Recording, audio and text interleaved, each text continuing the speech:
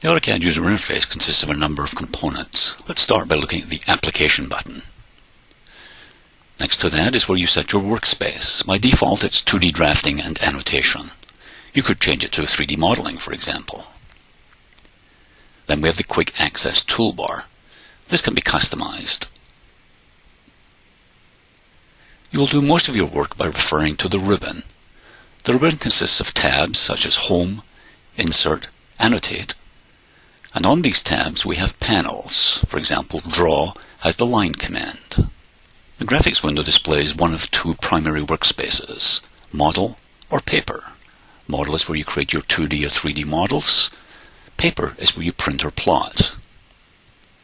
The command line can be used to input commands or values. The application status bar displays coordinates and many other commands or tools. And by right-clicking, you can access context-sensitive menus at all times.